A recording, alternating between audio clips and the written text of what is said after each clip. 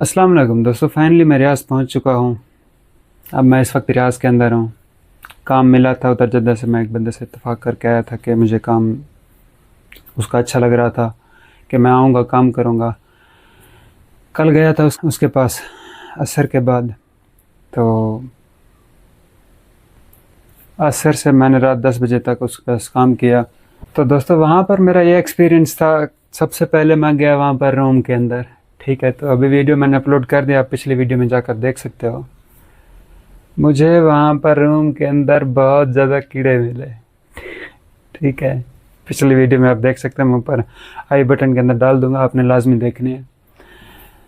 गाड़ी ऐसी थी कि गाड़ी सारी ठुकी हुई थी हर जगह से, बिल्कुल उसका सत्यानाश हो चुका था। पहले भी मैं सेम इसी तरह के चक्कर में पड़ा, 2200 रियाल मेरा खा लिया है उसने तबूक के अंदर।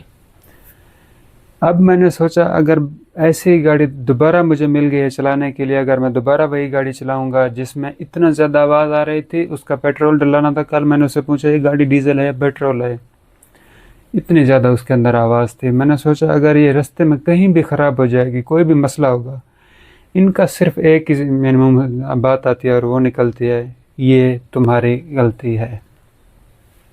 बस क्या करते हैं, हमारे तनख्वाह में से जो भी आते हैं इनका वो बनवाई लगती है, वो काट लेते हैं। मैंने उससे बोला तुम्हें काम अच्छा चाहिए, मुझे गाड़ी अच्छी चाहिए, रिहाइश अच्छी चाहिए। जब आदमी सो ही नहीं सकेगा कीड़ों के अंदर, तुमने मुझे जगह दी है सोने के लिए, मैं कैसे काम करूँगा। ऊपर से गाड़ी ऐसी थी कभी भी जाकर वो ख़राब हो सकती थी।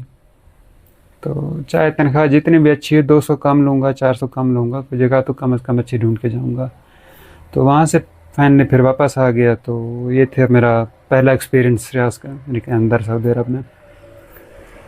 जद्दा से जैसे वापस आया, अब देखते हैं कोई दूसरी जगह ढूंढते हैं, काम देखते हैं इंशाल्लाह कि कैसा काम मिलेगा। एक काम और मिला हुआ है, ज़ोहर के बाद जाना है वहाँ पर, वो भी आपसे शेयर करूँगा कि कैसा निकलता है।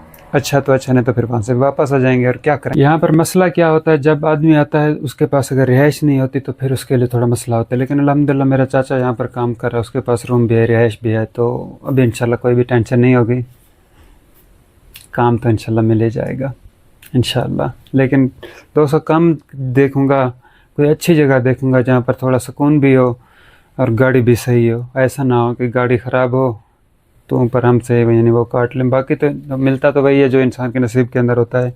कम अज़ कम हम अपनी तरफ से तो कोशिश करें कोई बेहतर जगह तलाश करने की, इंशाल्लाह अल्लाह देगा। अभी तो आप भी रहे हैं, फ़ोन वगैरह भी काम वालों के देखते हैं किसके साथ बेहतरीन इत्तेफाक होता है, फिर इंशाल्लाह आपसे शेयर करता हूँ पूरा का पूरा गाइड। अस्सलाम वालेकुम, देख सकते हैं आप and the search of jobs.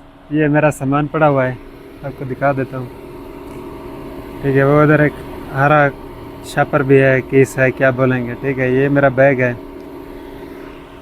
इंतज़ार कर रहे हैं कब आएंगे। ज़ोहर का बोला था, ज़ोहर की नमाज़ तो अज़ान तो हो गई, नमाज अभी बाकी है। अगर यहाँ पर काम मिला तो ठीक, लोकेशन पर किराया भर के आ चुका हूँ मैं, दिखा देता हूँ आपको। ये है घर, इसने भी अच्छी ऑफ़र की थी। तकलीफ़ तो काटनी पड़ेगी भाई, सड़कों पर भी बैठना पड़ेगा